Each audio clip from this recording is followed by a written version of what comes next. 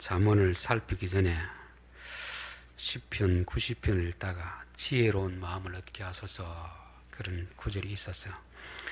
그 한 구절 말씀에 제가 은혜 받고 한 편을 설교하려고 마음먹었는데 3번이 되었습니다. 오늘까지 이제 3번에 걸쳐서 시편 90편을 우리가 살피고 있습니다.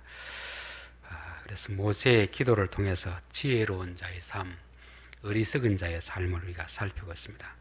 주여, 주는 대대 우리의 거처가 되셨나이다. 하나님이 주인이라는 것을 인정하는 사람이 지혜로운 삶입니다. 지혜로운 삶. 그래서 우리가 기도할 때는 아무 존재도 모르는 그런 대상을 향해서 기도하는 것이 아니고 주는 우리의 주님이십니다. 우리의 피난처이십니다.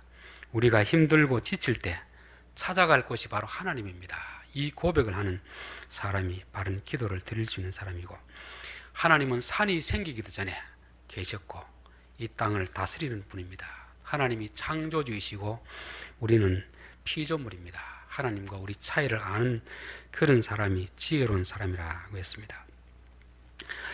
그리고 지난주에는 인생의 연수가 70이요 강건하면 80이라도 그 연수의 자랑은 다 수고와 슬픔뿐이라고 했습니다. 하나님 앞에서는 인생의 천년이 하루 같다고 했습니다. 하루. 그러면 우리의 100년을 몇 시간 되게 1시간도 안 되겠죠. 그렇죠? 하나님 앞에 우리의 100년을 살았다 한들 1시간도 안 되는 그 짧은 시간입니다. 우리의 인생 연수나 어떤 경력이나 이런 연수에 자랑하지 말고 하루를 살아도 가치 있고 의미 있는 삶을 살아야 될 줄 믿습니다. 그래서 우리는 인생이 참 짧구나, 그리고 빨리 지나가는구나, 이걸 알게 되면 하루하루 그 시간이 얼마나 귀중한지 모릅니다. 우리의 남은 날수가 얼마인지는 알지 못하지만 그 날수를 가장 귀하게 써야 될 줄 믿습니다. 그리고 또 우리 곁에 있는 사람들 영원히 함께 하진 않잖아요. 함께 있는 시간이 그렇게 오래지 않거든요. 그래서 우리 곁에 있을 때 참 사랑하고 위로하고 용서해주는 이런 삶을 살아야 될 줄 믿습니다.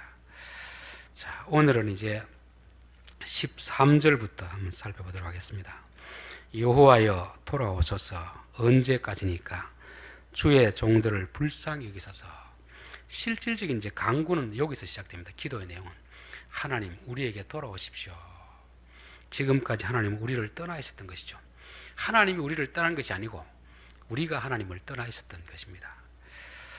저는 어릴 때는 몰랐었는데 이제 어른이 되고 나서 깨달은 게 뭐냐면은 사람의 감정은 어른이나 어린아이나 같구나 하는 걸 느꼈습니다. 어릴 때는 어른들은 화를 안 내니까 어른들은 감정이 없는 줄 알았습니다. 그런데 제가 어른이 되고 보니까 그 말 한마디에도 마음이 상할 때가 있습니다. 우리 흔히 이제 경상도 말로 삐진다 하는 말 있잖아요. 잘 삐진 사람 있고 잘 안 삐진 사람이 있습니다. 누구나 무시를 당하면 어른도 삐집니다. 근데 어른과 아이의 차이는 뭐겠습니까? 그때 감정을 표현하느냐 안 하느냐 그 차이지, 감정이 상하는 건 똑같습니다. 우리가 하나님의 형상대로 지은 존재이기 때문에 하나님도 능력 면에서는 우리가 차이가 나지만 감정적인 면에서는 비슷하겠다, 그런 생각이 듭니다. 그래서 성경에 보면 하나님도 실망하시고 근심하시고 한탄하시고 그런 분입니다. 그래서 어린아이가 아버지에 대해서 아버지를 무시하면 아버지의 기분이 상하듯이 우리가 하나님을 무시하면 하나님도 감정이 상하는 그런 것입니다. 우리는 하나님인데 뭘 그렇게 했나? 하나님도 마찬가지입니다. 아무리 많이 배워도 아무리 높은 지위에서도 인간의 감정이라는 것은 거의 비슷합니다. 단지 이제 겉으로 표현을 하느냐 안 하느냐 그 차이뿐인 것입니다. 그래서 성경에 보면은 사람들이 하나님을 대적하고 하나님 무시할 때 하나님 마음이 틀어지는 것입니다. 그래서 아담이 하나님의 말씀을 업신여기고 뱀의 말을 들었을 때 내쫓아보내는 것입니다. 같이 살면 불편해서 안 되겠다는 것이죠. 부부도 마찬가지 아닙니까? 아내가 남편을 무시하고 자식이 부모를 무시하면 같은 집에 살아도 이미 남남이면 남남, 마음에서 멀어져 있기 때문에 남이 되는 거잖아요. 그렇죠? 그래서 하나님이 아브라함에게 좀 기다리라 했는데 그 말을 안 듣고 자기 아내 말을 듣고 하갈을 취해서 아이를 낳아버리자 하나님 마음이 상했습니다. 13년 동안 하나님과 대화가 이루어지지 않습니다. 다윗도 마찬가지잖아요. 자기 마음대로 남의 아내를 취해서 자기 욕망을 채우니까 하나님 1년 동안 다윗에게 찾아오지 않습니다. 말하지 않습니다. 창세기 6장에 보면은 하나님의 아들들이 사람의 딸들의 아름다움을 보고 자기가 좋아하는 그 사람을 데리고 사니까 하나님 마음이 상했습니다. 그래서 다시는 너희들과 함께하지 않겠다. 너희들과 함께 나는 떠나겠다 하는 것입니다. 그러니까 지금 이 시편 기자, 지금 모세가 기도하고 있을 때 하나님의 마음이 이스라엘로부터 떠나버렸습니다. 그럴 때 이들이 이제 잘못을 깨닫고 하나님 돌아오십시오. 돌아오십시오. 지금까지는 내가 주인처럼 행세했지만 내가 주인 되어 살아보니까 너무 많은 어려움만 닥칩니다. 그러니까 이제 하나님이 우리에게 돌아오십시오. 하나님을 하나님으로 인정하겠습니다. 그런 기도가 바로 이런 기도입니다. 그래서 우리는 늘 이런 기도를 드립니다. 하나님 돌아오십시오. 하나님을 하나님으로 인정하겠습니다. 지금까지는 내가 내 마음대로 내가 주인인 것처럼 하나님 무시하며 살았는데 그렇게 무시할 때마다 하나님은 분노하시는 분노, 화가 나서 우리가 말을 하고 싶지 않은 것이죠. 인간관계도 저는 똑같다고 생각합니다. 우리가 다른 사람을 무시하면 업신여기면 그 사람은 마음으로부터 우리를 멀어지는 것입니다. 그렇기 때문에 혹시라도 가족 중에서도 이웃 중에서도 우리가 남을 무시한 일이 있다면 주여 우리의 잘못을 뉘우칩니다. 회개합니다. 돌아오게 하옵소서. 우리의 자녀들이 돌아오고 우리의 가족이 돌아오고 우리의 이웃이 우리에게 돌아오게 하옵소서. 그런 기도를 해야 될 줄 믿습니다. 자, 14절 아침에 주의 인자하심이 우리를 만족하게 하사 우리를 일생 동안 즐겁고 기쁘게 하소서. 자, 이 때가 중요합니다. 때가 아침에 주의 인자하심이 우리를 만족하게 하사.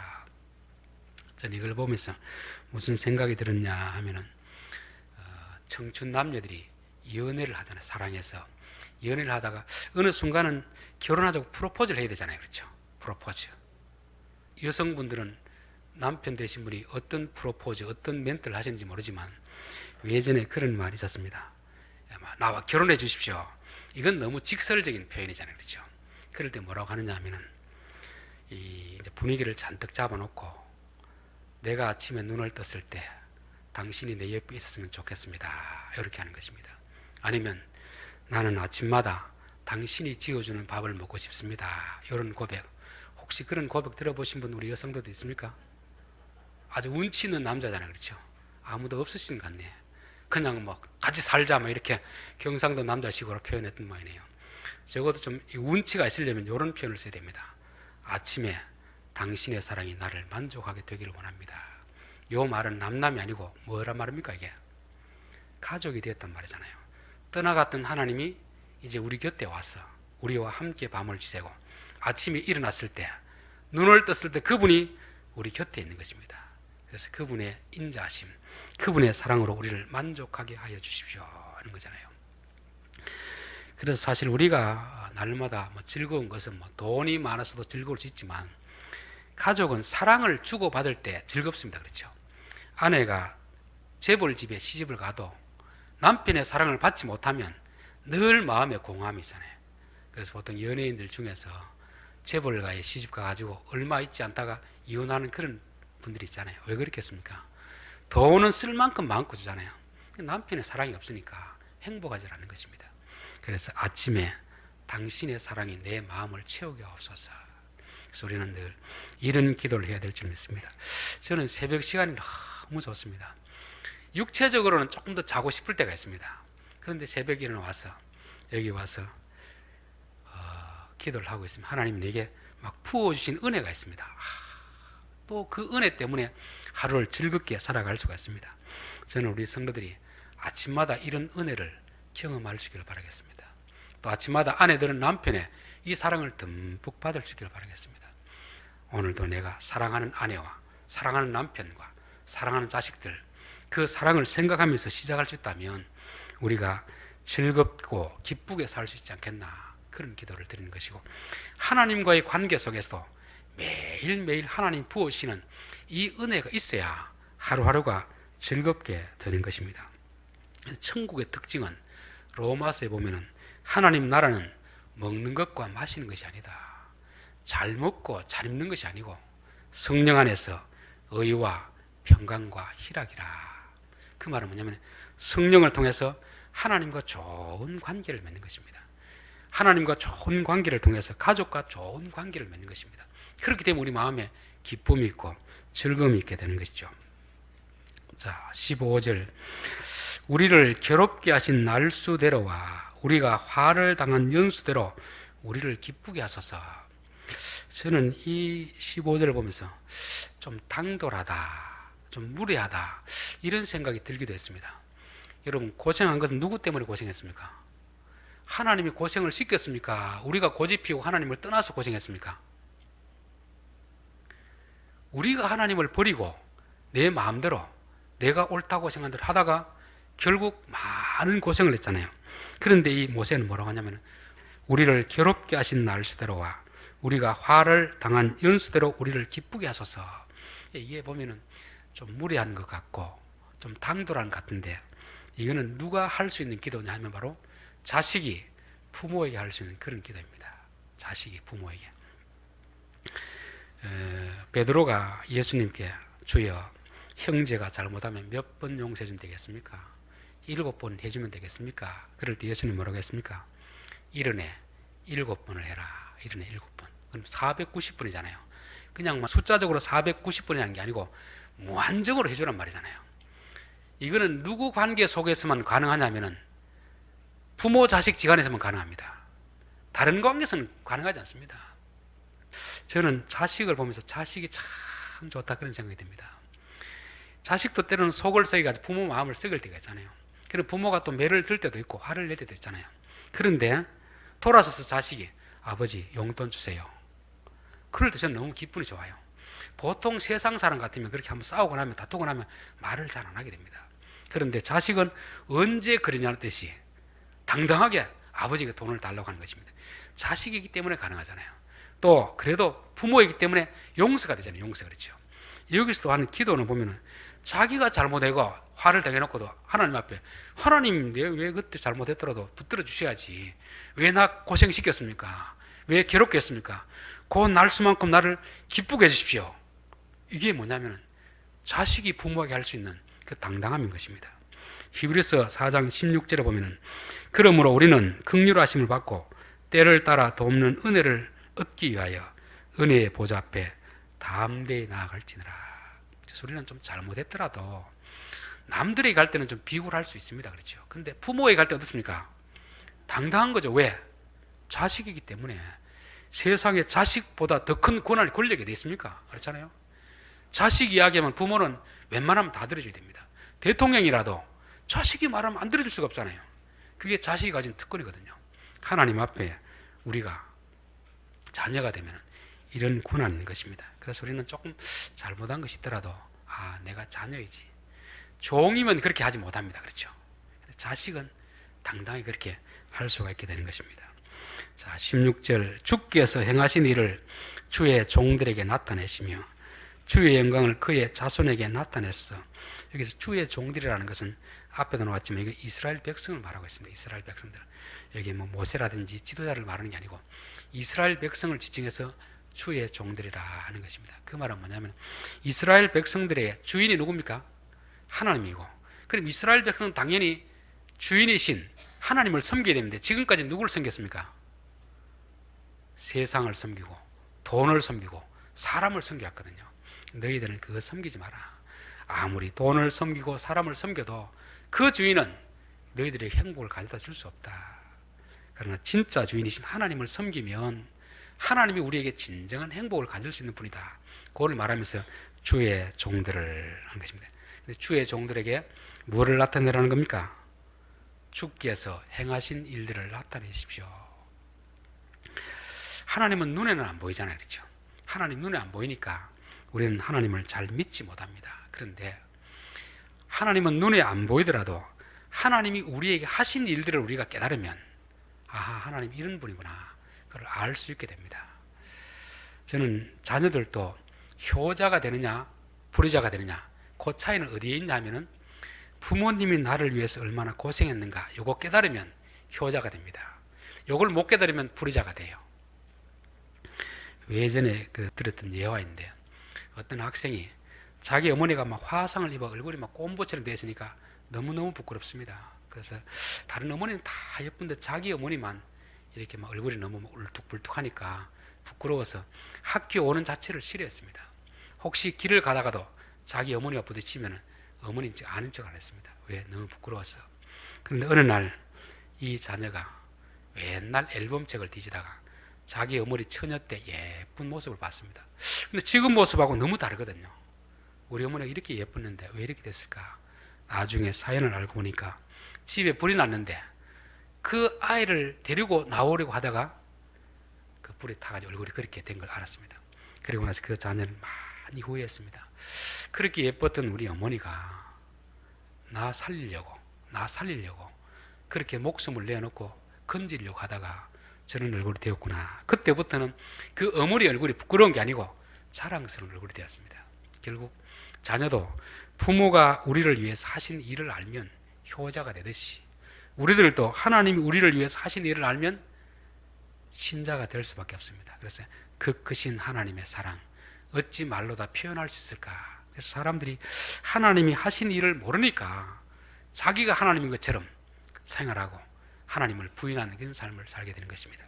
하나님이 하신 일을 우리가 깨닫게 되면 우리 하나님 앞에 다 복종할 수밖에 없고 하나님이 진짜 우리 하나님입니다. 그래서 우리 늘 기도할 때 하나님이 우리를 위해서 하신 일을 알게 하옵소서. 우리가 이제 늘 기도해야 되는 이유 중에 하나는 기도한다고 물론 우리가 원하는 걸 다 들어주지는 않습니다. 근데 기도 안 해도 우리가 필요한 것은 하나님이 들어주십니다. 근데 기도를 안 하면 이게 하나님이 들어주신 것인지 그냥 운이 좋아 된 것인지 이 구분이 안 돼요. 어떤 일을 기도를 하고 응답이 있으면 아 하나님이 내게 들어주셨구나 알 수 있습니다. 그래서 평상시는 그냥 스쳐 지나간 일들도 기도를 하다 보면 이게 하나님이 하신 것이다 깨닫게 해주세요. 그래서 우리가 하나님께서 하신 일을 포기하옵소서. 하나님이 하신 일을 보면 우리가 하나님을 찬양할 수밖에 없기 때문에 그렇습니다. 자 17절 주 우리 하나님의 은총을 우리에게 내리게 하사 우리의 손이 행한 일을 우리에게 견고하게 하소서. 우리의 손이 행한 일을 견고하게 하소서. 일이라는 건 참 우리에게 힘들고 고통스럽고 스트레스가 될 수도 있습니다. 그러나 어떤 일은 우리에게 보람이 될 수도 있습니다. 보통 일 때문에 너무 힘들어하는 사람들은 빨리 은퇴하고 싶다는 생각이 들잖아요. 근데 막상 은퇴하고 아무런 할 일이 없으면 어떻게 됐습니까? 자기의 존재 가치가 사라져 버립니다. 일을 할 때는 그래도 내가 일을 해서 가족을 먹여 살린 이런 보람이 있습니다. 근데 보통 남자들이 실직하고 나면은 자기가 아무런 일을 하지 못하고 아내가 번 이 돈이라든지 아니면 자식이 번 돈으로 살게 되면은 사는 거 사는데 내 보람이 없습니다. 보람. 그래서 일이라는 건요 두 가지 속성이 있습니다. 하나는 내 인생을 보람되게 하는 그런 수단이 될 수도 있고 내 인생을 아주 힘들게 하는 그런 수단이 될 수도 있습니다. 그런데 일이 내가 한 만큼 내가 노력한 만큼 결과가 나타나지 않으면 어떻게 됩니까? 보람이 되겠습니까? 스트레스가 되겠습니까? 스트레스가 되겠죠. 근데 내가 하는 것보다 더 좋은 결과가 나오면은 이게 보람이 됩니다. 보람 그렇죠. 우리 이제 농사 짓는 분들이 참 봄, 여름 이럴 때는 참 힘들었는데 가을 돼서 열매를 많이 거두면 어떻습니까? 봄, 여름 했던 수고가 다 쉽게 내려가 버리잖아요. 근데 봄부터 여름까지 그렇게 고생했는데 가을에 뭐 태풍이라든지 뭐 자연 재해로 인해 가지고 아무런 거둘 게 없으면 그야말로 마음이 다 좌절하게 되는 것이잖아요. 그래서 일이라는 건요 우리에게 보람이 될 수도 있고 우리에게 슬픔이 될 수도 있는 것입니다. 그래서 하나님 우리의 일이 견고하게 하옵소서. 우리가 하는 일이 정말 쓸모없는 일이 되지 않게 하옵소서. 어차피 이 일을 통해서 우리가 보람을 누려야 하기 때문에 그렇습니다. 창세기 11장에 보면 사람들이 높은 바벨탑을 쌓아 올렸잖아요. 근데 하나님 어떻게 했습니까? 다 무너뜨려 버린 거죠. 그럼 그들이 한 수고는 뭐가 된 겁니까? 그들이 한 수고는 헛수고가 돼요. 헛수고. 그러면 그들이 수고하고 땀 흘리는 것이 헛수고가 되면 얼마나 우리가 슬프겠습니까? 비참하잖아요. 그렇죠? 그런데 이 마르다는 자기의 300데나리온을 들여가지고 예수님의 발을 씻겨줬습니다. 근데 제자들이 보고 뭐라고 했습니까? 왜 그 돈을 허비하느냐? 쓸데없는 데 쓰느냐 했잖아요. 근데 예수님 모르겠죠? 이 일은 두고두고 기록되어 사람들에게 본이 되게 하겠다. 그 일은 결코 쓸모없는 일이 아닙니다. 예수님은 그 일을 견고하게 만들어서 사람들에게 본이 되게 하신 것이죠. 그래서 우리가 이 일을 해도 이게 두고두고 사람들에게 인정받는 그런 일이 되면 우리의 삶이 참 보람이 되는 것입니다. 근데 우리가 평생 뭔가 일을 해놨는데 이게 다 무너져 버리고 없으면 이 일이 무너지면 우리는 다 무너져 버리잖아요. 존재가 다 무너져 버리잖아요. 그래서 하나님, 우리의 인생이 그런 허송세월하는 일이 되지 않게 없어서. 그래서 하나님이 기뻐하는 일을 하면 아무리 작은 일이라도 하나님이 그 일을 기억해 주시고 상을 주시고 사람들에게 본이 되게 하십니다. 그런데 내 욕심을 따라서 불법으로 일을 하면 어떻게 됩니까? 하나님이 다 쓰러져 가는 것입니다. 그래서 이 지혜로운 자와 어리석은 자의 비유를 하면서 뭐라고 했습니까? 내 말을 듣고 행한 자는 반석 위에 지은 지혜로운 사람 같으니 홍수가 나고 바람이 불어도 그 집이 무너지지 않는, 그가 한 일이 견고하게 되지만 내 말을 듣지 않고 너희들 마음대로 욕심을 따라 한 일은 아무리 잘 지어놓아도 하나님이 홍수를 내려버리면, 비바람에 불면 다 흔적도 사라져버리는 것입니다. 그럼 우리의 일이 어떻게 되겠습니까? 우리가 평생 수고해놓은 것이 다 없어지면 우리의 평생의 수고가 날아가 버리잖아요. 그래서 하나님, 우리가 어리석은 삶이 되지 않게 하옵소서. 그런 기도를 좀 드리고 있는 것입니다. 자, 결론입니다. 여호와여 돌아오소서. 하나님은 감정이 있는 분입니다. 감정. 내가 내 마음대로 하면 하나님 우리를 떠나버렸어요. 떠나는 거하고 버리는 거하고는 좀 다릅니다. 버리는 건 아닌데요. 하나님과 떠나버리면 더 이상 교제가 이루어지지 않습니다. 그래서 하나님, 내가 내 고집대로 하지 않게 하옵소서. 내가 주인으로 하지 않게 하옵소서. 하나님이 내 마음의 주인이 되고 우리 가정의 주인이 되옵소서. 그럼 하나님 돌아오는 것입니다. 그러면은 아침에 그분의 인자심이 우리를 만족하게 하는 것입니다. 그래서 가정에서도 부부지간에도 부자지간에도 서로의 사랑이 주고받아야 됩니다. 사랑, 그렇죠. 그걸로 우리가 만족하는 거지. 뭐 성공했다고 돈이 많다고 만족하는 게 아니잖아요. 돈이 많다고 행복할 것 같으면 재벌들이 다 행복해야 됩니다. 근데 재벌들 행복한 그 가정들이 많지 않습니다. 왜? 사랑이 없거든. 사랑이. 돈은 많은데 사랑이 없습니다. 근데 아침에 주의 인자하심이 우리를 만족하게 하옵소서. 그래서 우리가 하나님과 늘 동행하는 그런 삶을 살아야 되고, 또 당당한 기도, 당당한 기도, 무리한 기도가 아닙니다. 하나님, 지난날 우리를 수고하게 하신 것, 괴롭게 하신 대로 우리를 즐겁게 하소서. 그래서 저는 예수 믿는 가장 큰 보람은 뭘까? 즐거워야 됩니다. 예수 믿는 것은 비록 뭐 부자 되지는 못하고 성공하지 못해도 그래도 교회 오면 즐겁고, 아침에 눈을 뜨는 것이 즐겁고, 밭에 가서 일하는 게 즐겁고, 이 즐거움이 있으면 행복한 거잖아요. 그렇죠? 그래서 오래 사느냐 이게 중요한 게 아니고, 큰일 하느냐 이게 중요한 게 아니고, 하루를 살아도 즐겁게 살아야 됩니다. 어떤 일을 하더라도 기쁜 마음으로 해야 됩니다. 그렇게 되기 위해서는 하나님의 사랑이 우리를 채우는 이런 역사가 있어야 될 줄 믿습니다. 우리가 하나님을 잘 섬기기 위해서는 하나님이 하신 일을 알아야 됩니다. 하나님이 하신 일. 하나님이 우리를 위해서 무슨 일을 하셨는가. 자식도 부모에게 효도하기 위해서는 부모가 나를 위해서 얼마나 수고했는가, 그걸 알면 효자가 됩니다. 모르기 때문에 불효자가 되잖아요. 그렇죠? 그래서 보통 자기가 결혼하고 자식을 키워보면서 그때 뭘 합니까? 하하, 우리 부모가 이렇게 수고했겠구나. 그때 깨달아도 되는데 좀 일찍 깨달은 게 좋잖아요. 우리 부모가 이렇게 수고했구나. 하나님이 우리를 위해서 자기 아들을 버리셨구나를 알면 우리가 하나님 앞에 참 바른 삶을 살 수 있게 되는 것입니다. 자, 그리고 이제부터 우리가 하는 일이 주여 견고하게 없어서 견고.